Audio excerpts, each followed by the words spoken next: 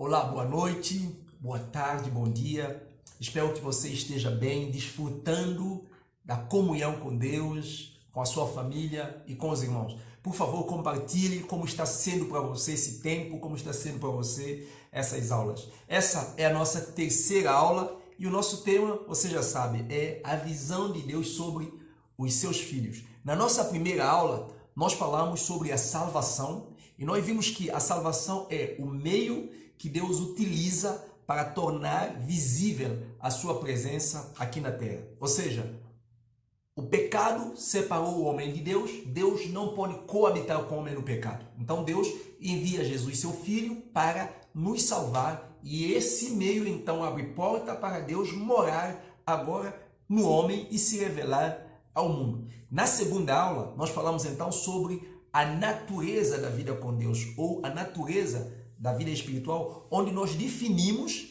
esse assunto aqui, que é a vida com Deus ou a vida espiritual. Nós vimos que a vida espiritual ou a vida com Deus é Deus na pessoa do Espírito Santo tomar o nosso corpo para se humanizar aqui na terra.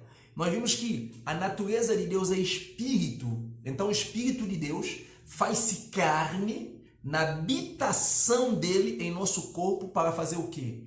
Para salvar as pessoas, para perdoar as pessoas, para amar as pessoas, para abençoar as pessoas. Porém, nós deixamos muito claro e nós nunca podemos esquecer que a primeira pessoa a ser abençoado com esta bênção de salvação, com essa bênção de perdão, com essa bênção de abençoar outras pessoas, que é abençoada por todas essas bênçãos, é você e sou eu. Claro, nós somos templo do Espírito Santo. Nós somos os primeiros que temos que refletir tudo que Deus é, certo? Por isso nós falamos que a frase muito forte que nós tentamos destacar aqui é que tudo é mantido pelo espiritual. O mundo físico que você conhece, ele é sustentado pela vida espiritual, pelo mundo espiritual. Deus é que sustenta, Deus é que governa, Deus é que controla tudo por meio do seu Espírito. Então, hoje, a sua vida agora, ela é habitação de Deus. Então, Deus quer governar, Deus quer realmente controlar a sua vida. E isso aqui é importante, porque essa chave pode mudar toda a sua percepção de vida. Quando você entende, então, que a lei natural no mundo, no cosmos, acontece dessa maneira. O Espírito de Deus movendo através do físico, revelando através do físico. Nessa terceira aula, nós vamos abrir um pouquinho mais a nossa mente para nós entendermos então alguns termos, algumas nomenclaturas bíblicas que são utilizadas para descrever essa vida espiritual aqui na terra, a nossa vida com Deus. Observa só, apóstolo Paulo ele vai falar, por exemplo, viver pela fé. O apóstolo Paulo também vai falar andar pelo Espírito ou andar no Espírito. O Senhor Jesus ele vai falar vida abundante. O Senhor Jesus vai falar de vida na videira. Ele diz, eu sou a videira verdadeira e vocês são os ramos. Então, ou seja, vida na videira. Apóstolo Paulo também vai usar um outro termo que é vida crucificada com Cristo.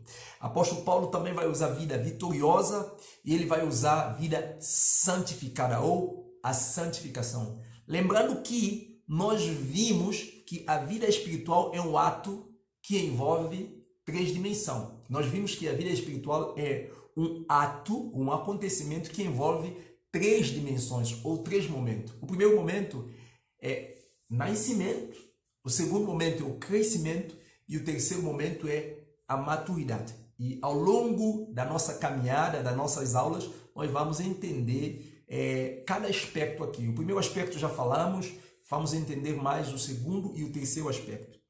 Então você percebe que a vida com Deus, ou a vida cristã, ele é um processo contínuo que nós vamos passar de um estágio para outro. A vida com Deus é uma vida de desafios. É como aquele jogo que você tem que passar de nível, certo? Então você nasce, você cresce, você tem que amadurecer. Então você vai passar, é um processo que você vai crescendo de um estágio para outro estágio. A pergunta que domina todo o pensamento dessa aula é: como nós podemos viver uma vida abundante, como nós podemos viver uma vida espiritual, como nós então podemos crescer e amadurecer. Para isso, eu quero trazer você ao texto de nossa aula. 1 Coríntios, capítulo 2, versículo 9, 10, 11 e 12. Apóstolo Paulo diz: todavia está escrito, olho não viu, ouvido nem ouviu, nem mente humana imaginou o que Deus preparou para aqueles que o amam. Deus revelou por meio do seu Espírito. O Espírito prescuta todas as coisas, até as profundezas de Deus. Pois quem dentre os homens conhece as coisas dos homens, a não ser o Espírito do homem que nele está? Assim também, da mesma forma, ninguém conhece as coisas de Deus, a não ser pelo Espírito de Deus que nele está. Nós, porém, não recebemos o Espírito do mundo, mas o Espírito procedente de Deus, proveniente de Deus, para entendermos as coisas maravilhosas de Deus que Ele nos dá gratuitamente. Então, observa aqui que Paulo, ele usa uma analogia, uma comparação para falar. O homem consegue entender as coisas do homem porque o mesmo Espírito que está em mim está em você. Nós temos capacidade, nós nos conhecemos aos outros, certo? Deus só pode ser conhecido por meio do seu Espírito. Agora, nós que conhecemos a Deus, temos o Espírito de Deus. Então, o que acontece? Paulo está dizendo que Deus, ele nos revela por meio do seu Espírito. Deus se faz carne através de nós. Então, qual é a ideia? É Deus revelar a você, para através de você, revelar-se ao mundo. Presta atenção. A ideia grega, bem antiga, na verdade não é a ideia grega, é uma ideia que domina o mundo há milênios. Desde a antiguidade você vai ouvir o próprio Deus usando esse termo para Josué, tem de bom ânimo. Isaías vai repetir muitas vezes, não te mandou eu, tem de bom ânimo, fortalece. E Jesus, no Novo Testamento, ele vai dizer que no mundo nós teremos várias aflições, mas tem de bom ânimo porque eu venci o mundo. E essa ideia de ânimo, ou entusiasmo, os rabinos gregos, eles usavam isso para ensinar os seus discípulos que Zeus habita neles. E então eles acreditavam que uma pessoa entusiasta é uma pessoa que era movida por a força dos deuses. Por isso você tem filme de Hércules e tantos autores que realmente eles mostram essa realidade para nós. A ideia é que dentro do ser humano existe um Deus influenciando a vida dele. Isso é um pensamento que é dominado o mundo e a filosofia grega. Então, essa mesma ideia, Jesus quando fala tem de bom ânimo, Jesus está dizendo para os seus discípulos, agora nesse mesmo contexto, pegando a ideia da época, dizendo para ele, vocês têm bom ânimo, porque vocês não têm apenas um deusinho, Deus de objetos físicos, Deus que é comandado pelos homens. Vocês têm Deus Todo-Poderoso, o Criador do céu e da terra, o Deus que governa o universo, habita em vocês. Então observa, nós somos movidos, nós temos Deus dentro de nós. E a palavra-chave que nós falamos é o espiritual sustenta e move o físico. Isso é a lei natural de como todas as coisas acontecem. Então, para nós vivermos a vida espiritual, a vida abundante, a vida vitoriosa, nós precisamos entender o princípio da vida com Deus. Por quê? Porque o relacionamento com Deus é totalmente diferente do relacionamento que você é habituado a ter, o relacionamento conosco. Um exemplo muito simples. Nós, por exemplo, somos carne, somos matéria. A gente tem facilidade de controlar a nossa relação com outras pessoas, porque nós podemos obedecer às pessoas e falar bem delas na presença delas, certo? Porque a presença inibe-nos de falar contrário, de ser diferentes perante as pessoas. Então nós podemos até não ser íntegros, podemos até ser hipócritas perante as pessoas. A gente então, no nosso relacionamento com o próximo, a gente já habituou a ser camaleão, a ser polvo, a mudar de forma, a ser falso, a manipular a situação muitas vezes. Só que Deus é espírito. Então, diante de Deus, a realidade muda. Não tem como você manipular a relação com Deus. Não tem como você ser camaleão, não tem como você não ser íntegro. Por isso que nós falamos que a vida com Deus não vive de conveniência, mas vive de quê? De convicção. Você tem que ter essa convicção que Deus, ele não apenas é onipresente, mas como ele está presente dentro de você. Ele habita dentro de você. Esse é o primeiro passo para mudar essa realidade. Por isso agora, para fecharmos esse pensamento, para fecharmos a nossa aula, eu quero que você entenda que existem dois elementos que são elementos essenciais que são utilizados para a gente crescer e amadurecer na vida com Deus. E esses dois elementos são prioritários. Só que dentro dessas prioridades existe prioridade das prioridades. Qual é a prioridade das prioridades? A primeira prioridade é o tempo que você gasta com Deus.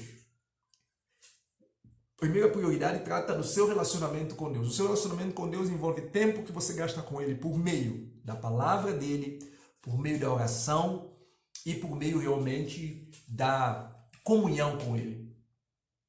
E é importante entender que por Deus ser Espírito, Ele só vai manifestar de forma real em você por meio da palavra. Quando nós abrimos a Bíblia, Deus se sente automaticamente lá no céu uma ligação entre nós e Ele. Ele se sente convidado para estar à nossa mesa, para estar sentado conosco e relacionar. É dessa forma que acontece no mundo espiritual. Quando nós oramos, automaticamente há essa comunhão. Não é que Deus não está ativo em você, mas Deus quer que você esteja ativo para com Ele. Entende? É como aquela coisa, eu posso estar aqui contigo e você pode estar fazendo todas as coisas até sofrer sem ter minha ajuda. Você entendeu a diferença? Mas você pode fazer todas as coisas e tornar muito leve e não estar sofrendo porque você tem minha ajuda. Assim é a vida com Deus. Se você não ativa, não chama, não convida a Deus, Deus ele não age sem a liberdade. Ele te deu livre-arbítrio. Isso é o primeiro aspecto. O segundo aspecto é comunhão. E essa comunhão ele envolve dois lados. Comunhão com os irmãos e comunhão com o social, com o mundo. Certo? Comunhão com os irmãos e comunhão com o mundo. É assim que nós crescemos. O mundo ele trata da nossa presença porque Deus revela a nós para revelar o mundo. Então Deus ama o mundo. Lembra João 3,16? Deus ama o mundo. Então se Ele ama o mundo, como o mundo vai ter essa presença? Como o mundo vai ter essa resposta? Qual é a devolutiva que Deus vai dar para o mundo? É você, sou eu. Então precisa entender isso. Então observa só. No seu trabalho, você tem que ser diferente. Quando a gente começa a entender esse aspecto de vida com Deus, a gente começa a viver uma leveza e começa a fazer as coisas totalmente diferentes, porque você entende que o seu trabalho não é o preço, não é o valor, não é dinheiro que você ganha. Ele tem mais a ver com o valor que você entrega do que com o valor que você recebe. Porque você está ali para mostrar, para transbordar. Lembra de um aspecto de vida com Deus é vida transbordante. Então observa, a somatória da comunhão com Deus e da comunhão com irmãos, com o mundo, é viver uma vida plena, uma vida cheia do Espírito Santo. Comenta aí como é que foi essa aula para você. Te espero na próxima aula e que Deus te abençoe.